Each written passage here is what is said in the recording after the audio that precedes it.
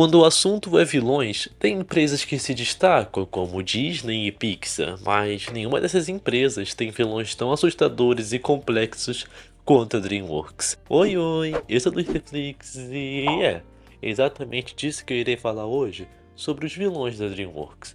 Porque a DreamWorks é um estúdio 880. Ou eles fazem filmes muito bons, ou eles fazem filmes muito ruins. E isso inclui seus vilões. Eles têm vilões super excelentes e tem vilões super bobinhos. Mas eu não vou falar desses bobinhos aqui, até porque eles merecem ser totalmente esquecidos, como a Chelsea de Ruby Marinho. Meu Deus, que vilão meia boca. Eu tô aqui pra falar dos maiorais da DreamWorks. E enfim, vou parar de enrolação e ir direto ao ponto, porque eu tenho 10 vilões pra mencionar nesse vídeo. Então bora lá ver qual é o melhor vilão da DreamWorks. Só um aviso, esse vídeo deu muito trabalho, então por favor, se inscreve, vai, por favor. Em 10º lugar, Greymon, de Como Treinar Seu Dragão 3. Bom, esse cara aqui é bolado, porque em Como Treinar Seu Dragão 3, vemos que o reino dos vikings estava todo em paz, em alegria, quando do nada esse cara aparece para atacar o terror. E ele tem uma filosofia bem interessante, já que ele é um caçador super experiente de dragões. Não é à toa que ele caçou quase todos os Fúrias da Noite, tipo, eles quase entraram em extinção, só faltou no Benguela mais ou menos. E a analogia dele, tipo, a reflexão que ele passa, seria basicamente um espelho do que aconteceria se o Soluço não tivesse sentido empatia pelo Benguela lá no primeiro filme. A gente pode ver bem isso, porque, mano, esse cara é realmente assustador em quesito de crueldade. Ele não tem nenhuma simpatia pelos dragões, já que ele vê os dragões como vermes para serem exterminados. É bem bizarro que ainda exista alguém que pensa desse jeito, mesmo a gente vendo vários filmes depois que os vikings têm evoluído para aceitar os dragões como um animal inteligente, um animal racional, um animal que não deve ser desprezado. Mas infelizmente vemos que tem ainda pessoas cruéis no mundo de Como Treinar Seu Dragão. E esse vilão aqui funciona bem no quesito crueldade e medo, né? Ele passa um pouquinho de medo durante o filme. Em 9º lugar, o Bicho Papão, a origem dos Guardiões. Bom, esse vilão aqui também é interessante, já que ele é literalmente a personificação dos medos da humanidade que, cara, ele entrega bastante isso. Basicamente, o objetivo dele é meio vingativo, já que ele foi excluído e exilado dos outros guardiões, e o objetivo dele é fazer com que as crianças não acreditem mais nos feriados, tipo... você sabe, né? Você assistiu o filme. Eu quero falar mais do personagem em si, por mais que ele tenha uma vibe que não vá muito com a minha cara, porque ele, sabe, ele é aquele tipo de vilão que você tem que ler muito sobre a história dele no passado pra você entender ele, porque ele é realmente muito complexo. Por mais que eu não sinta tanto medo dele, tem vilões que estão um pouco com mais de medo, porque ele é literalmente o bicho papão. Eu acho que ele realmente daria medo em crianças, e eu não assisti esse filme quando era criança, então não posso dizer que eu senti medo alguma vez por ele. Mas eu super entendo quem assistiu esse filme quando era criança e sentiu o pavor desse cara, porque, mano, ele é literalmente o bicho papão. 8º lugar, Tai Lung, Kung Fu Panda. Desde menino, Tai Lung foi criado para acreditar que estava destinado a reivindicar o pergaminho dos dragões e se tornar um dragão guerreiro. Quando seu mestre negou o pergaminho, ele liberou sua fúria sobre o Vale da Paz e tentou torná-lo à força. Embora tenha sido derrotado, ele retorna 20 anos depois, quando ouve que seu mestre escolheu outra pessoa. E esse cara aqui é bolado, porque ele dá medo. Tipo, você nem vê ele durante o filme, mas você sente medo pelas histórias que as pessoas ficam falando sobre ele. Porque, cara, esse aqui é bolado. E só pelo sentimento de vingança dele querer ir atrás de uma pessoa que ele nem conhece, só por questão de ego e, tipo, sentimento de, sabe, inferioridade por alguém ter conseguido algo que você não quer. Ainda mais, tipo, mano, imagina que você tá todo bolado, assim, fortão. Aí você percebe que o cara que ganhou o poder, assim, do Mestre do Dragão é um panda gordo que só sabe comer. Eu também ficaria revoltado em o Tai Lung, então eu entendo ele e super apoio a decisão dele, né? Brincadeira, esse cara é bem mal carado, mas é gostável. Não é à toa que ele tem uma legião de fãs e provavelmente vocês vão me xingar por ele estar numa colocação entre aspas tão baixa. Mas fazer o que, né? Sétimo lugar, João Trombeta, Gato de Botas 2. Calma, calma, calma. Talvez vocês possam estar um pouquinho confuso por eu ter colocado ele na frente do Tai Lung e outros vilões. Mas é mais uma questão de perspectiva. Tipo, ele tem uma história realmente muito interessante. Por mais que ele não passe medo e nem seja tão amedrontador, ele é um vilão bem trabalhado durante o filme. E antes que falem, sim, ele realmente é o verdadeiro vilão de Gato de Botas 2. Não a morte. A morte é um antagonista, mas a gente ignora esse fato pra falar que a morte também é um vilão. Tá bom.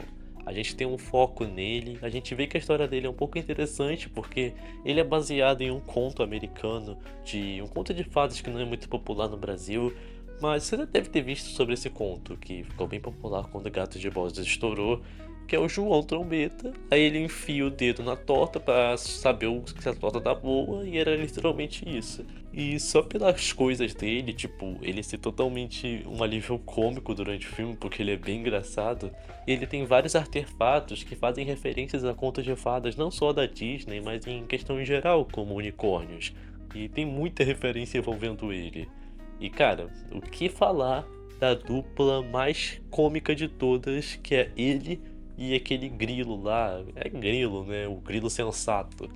Meu Deus. Eu sei que ele não é mais assustador que o Tai Lung, mas eu acho que ele é um pouquinho mais interessante, então não me xinguem. Sexto lugar, Lord Farquaad, Shrek. Esse aqui é literalmente um clássico, até porque Shrek em si é um clássico. E por mais que esse vilão não seja nada assustador, ele é tão cômico e tão, sabe, marcante e nostálgico que eu acho que ele merece estar bem no topo. Pelo menos em sexto lugar. Não tá entre os 5 melhores, mas tá no top 10. É o meu justo. Porque, mano, esse cara em si, além de ser simplesmente marcante, ele é muito cômico, porque até o próprio filme usa ele mesmo como piada, tipo, a altura dele ou a insegurança dele, várias vezes como uma piada ao longo do filme. E também porque esse personagem em si é uma bela piadinha que a DreamWorks fez com a Disney, porque pra você que não sabe, o rosto do Lord Farquaad foi inspirado no antigo CEO da Disney que trabalhava na Disney naquela época, porque esse CEO foi quem demitiu os diretores da DreamWorks, e depois que eles foram demitidos, a DreamWorks, tipo, os caras criaram a DreamWorks.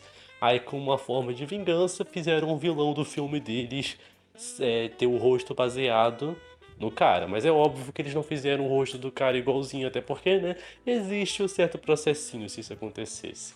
Então, só pela questão do CEO da Disney ser o próprio vilão aqui, e ele ser totalmente ridicularizado e ser uma piada gigantesca ao longo do filme inteiro, eu acho que ele é um dos melhores vilões da empresa. Sem contar que, mesmo baixinho e bem cômico, ele é alguém bem nojento, já que, tipo, ele trata as mulheres como se, objetos, principalmente a Fiona, é um cara nojento, desprezível, que realmente merece ser zoado. Agora, não sei se ele merece tudo isso sendo baseado no CEO da Disney. Sei lá, né? Vai saber o que esse cara fez com os donos da DreamWorks para eles fazerem isso. Quinto lugar, Fada Madrinha, Shrek 2. Parece que a DreamWorks ou faz vilões assustadores ou fazem vilões totalmente cômicos e memoráveis, que é o caso. Tá, eu falei do Lord Farquaad que ele é um vilão engraçado e blá blá blá, mas essa aqui realmente é interessante, já que Shrek 2 em si é o melhor filme da franquia na minha opinião, e a vilã também é bem trabalhada, porque enquanto no primeiro filme eles brincavam com a ideia, tipo, o CEO da Disney é o vilão, aqui eles simplesmente pegaram um dos conceitos mais clássicos dos contos de fada, que tipo, é sempre retratado como um anjinho, que são as fadas, ainda mais as fadas madrinhas que a gente vê em Cinderela e Pinóquio, e transformaram ela num vilão. E não é um vilão bobinho, é um vilão realmente interessante, porque ela tem características bem humanas, ela não é só mal porque ela é má. Ela tem, tipo, coisas que você sente que ela é muito humana, sabe? Seja pelo seu egoísmo, pela sua vaidade, e ela consegue fluir muito bem entre uma personagem super fofinha pra uma personagem nojenta, sabe? E é até estranho saber que ela faz tudo isso só porque a princesa Fiona tá casando com o Shrek. Ela não quer, ela quer que a princesa Fiona case com o príncipe encantado, que é o filho dela. É um motivo meio besta, né? Mas levando em conta que se ele se casar com a Fiona, ele vai virar da realeza, então faz sentido ela fazer isso, porque até porque, tipo, antigamente, nos contos de fada e na Idade Média, ser da realeza é tudo. Então, não entendo por que tanta gente, tipo, fala mal dessa vilã. Eu acho que a única coisa ruim dessa vilã é o seu final, porque ela é uma vilã tão boa e tão carismática para um final tão ruim e tão, sabe? Tipo, eles podiam fazer uma coisa melhor, mas parece que tava meio corrido. Tirando isso, tirando esse final horrível, eu gosto dela. Eu acho que ela merece estar em quinto lugar. Quarto lugar, Senhor Shen, Kung Fu Panda 2. Em sua juventude, Shen fez experiências com fogos de artifícios de sua família e ele descobriu que ele poderia transformar esses fogos de artifício em armas. Quando ele ouviu uma profecia que um guerreiro preto e branco o derrotaria, Shen exterminou uma aldeia de pandas. Por isso, ele foi banido e despojado da sua herança, então jurou reivindicar toda a China em sua vingança.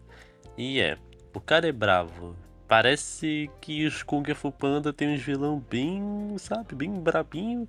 Porque, mano, olha a lore desse cara. E, inclusive, Shen, de Kung Fu Panda 2, está certamente entre os melhores vilões que a DreamWorks já produziu, junto com seu design marcante. Tipo, ele é um pavão e pavões realmente são bonitos. E aqui, por mais que ele tenha um pouco de medo na cara dele, tipo, ele é bonito, sabe? O design dele é bonito. Tudo que o Shen queria e desejava era encontrar a felicidade, era ser um maioral, mas ele era tão orgulhoso e tão, tipo, vidrado com seu passado estranho, e isso acaba colocando ele como literalmente o extremo oposto de Pooh, o que dá umas batalhinhas e explosões bem épicas lá pro final do filme.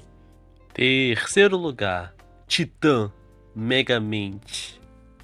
Esse vilão aqui, eu acho que é um dos melhores da DreamWorks, né? À toa que ele tá em terceiro lugar. Porque em si, Megamente é um dos melhores filmes da DreamWorks, porque a DreamWorks gosta de desconstruir histórias. E eles decidiram desconstruir as histórias dos heróis. Tipo, o herói vai salvar o dia, o vilão. Aqui é totalmente diferente. Temos o foco pro vilão e é uma coisa que eu gosto muito. Já que, tipo, eu sou meio enjoado de tanto filminho ter, o herói vai salvar o dia. E ter um filme que o protagonista é um vilão que realmente é mau, é realmente interessante. Mas pior do que o protagonista, que é um vilão, é o vilão do vilão, que é o Titã. E até a história dele é mais interessante, já que ele ganha poderes por causa do Megamente pra, né? Você sabe. E tipo, o cara era super de boa antes de ganhar os poderes, ele era um cinegrafista de boa, ele só era meio gamadinho pelaquela repórter lá. Só que aí do nada, com um poder em suas mãos, ele se tornou alguém super babaca, exigente. Eu acho que o Titã é a mais forte metáfora para aquela frase de dê poder ao homem e descobrirá sua verdadeira face, porque realmente acontece isso. Muitas pessoas não fazem coisas ruins e coisas antiéticas por causa que elas são fracas, tipo, fracas moralmente, já que elas sabem se elas fizerem alguma coisa, vai pra cadeia, e quando elas têm o poder o suficiente para evitar a cadeia, elas vão fazer sem nem ligar pra ética. E é isso que eu acho tão interessante nesse vilão. Além de Megamente em si ser um filme tão excelente, esse vilão é uma analogia muito interessante para a nossa sociedade em si. Ele é bem irritante em comparação aos outros vilões, então tá merecido estar em terceiro lugar. Segundo lugar, Ramsés, o Príncipe do Egito. Por mais que Príncipe do Egito seja um dos filmes mais esquecidos da DreamWorks e um dos menos falados, ele tem um dos melhores vilões da empresa e eu posso provar. Vamos falar sobre a história do Ramsés em si. Como filho mais velho do faraó, Ramsés é o próximo herdeiro do Império do Egito. Na juventude, tudo que Ramsés queria fazer era se divertir ao lado do seu irmão adotivo, Moisés. Infelizmente, quando Moisés descobre que Ramsés tinha uma herança gigantesca envolvendo os faraós dos Egípcios, ainda mais depois que o Ramsés sobe ao trono do seu pai, Isso acaba fazendo os dois irmãos se tornarem inimigos mortais, justamente por inveja e conflitos em si de desconfiança. O Príncipe do Egito é uma das obras-primas mais superestimadas da DreamWorks, desde quando eles tentaram desafiar a Disney, e Ramsés é um dos elementos mais fortes do filme. Apesar do seu amor por Moisés, ele se recusa a demonstrar fraqueza, pois acredita que isso significará o fim da dinastia da sua família.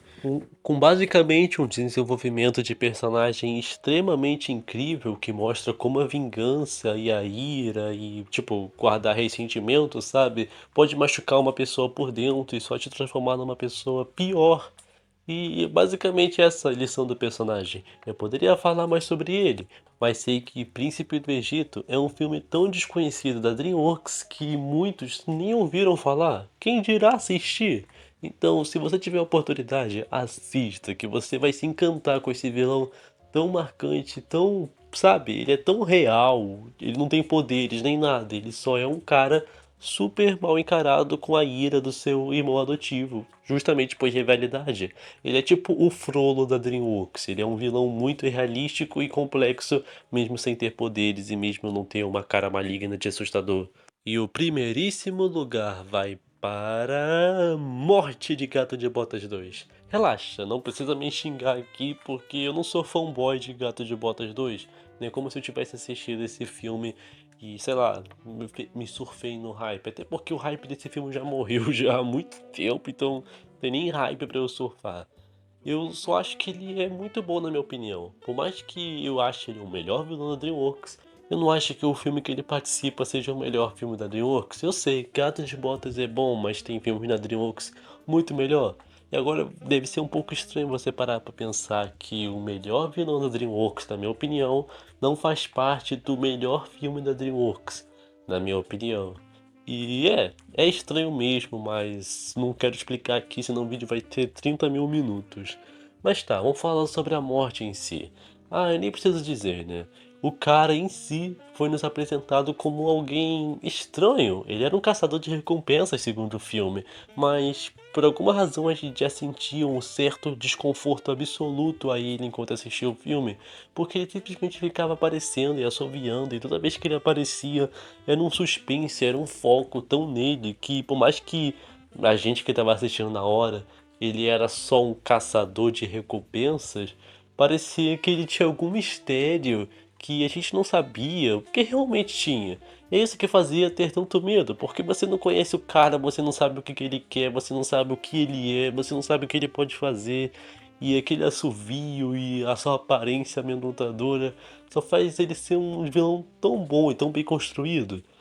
E ele também não é puro medo não, até porque ele tem umas cenas bem cômicas enquanto ele tá falando com o gato lá no, naquele negócio de beber leite, eu não lembro o nome, bar, eu acho. Meu Deus, eu não lembro nem o nome da palavra bar, pra vocês verem como é que a minha dicção é horrível. Mas enfim, lá pro final do filme, quando a gente descobre que o lobo é a morte, tudo faz sentido e o medo explode, porque se você parar pra pensar, né, desde que você estava assistindo na hora, você tipo lembra de todas as vezes que ele apareceu e era literalmente a morte esperando pelo gato de botas. Isso é bem bizarro para uma animação infantil. Não sei se é infantil, mas é classificado como livre para todos os públicos. Então é family friend, meio entre aspas. Então eu não acho ele um dos vilões mais cômicos da DreamWorks, mas ele consegue ser uma balança de tudo um pouquinho, mas simplesmente um dos mais assustadores e suspense envolvendo em geral ao seu filme e ao seu personagem. E é isso que torna ele, na minha opinião, tão bom para se tornar o melhor vilão da DreamWorks. Mas eu sei, vocês têm opiniões bem diferentes da minha, já que eu sei que muitos de vocês gostam do Tai Lung ou do Mestre Shen de Kung Fu Panda, e eu super entendo você achar esses vilões os melhores, até porque eles são tão bem trabalhados quanto esses que eu mencionei aqui. Essa aqui é só a minha opinião, não é um fato, você pode totalmente discordar, que não tem problema algum. Então, me fala sobre você. Qual é o melhor vilão da DreamWorks na sua opinião? E me fala se você quer ver mais vídeos como esse, de eu falando sobre os melhores, os piores, nessas listinhas bem grandezinhas, porque eu já fiz um vídeo sobre os melhores vilões da Disney. Eu acho que e eu me diverti fazendo esse vídeo, então talvez eu possa fazer, sei lá, as melhores princesas ou os piores vilões, sei lá, qualquer coisa aí que seja tipo, ah, você entendeu. Enfim, se inscreve aí. Bye bye.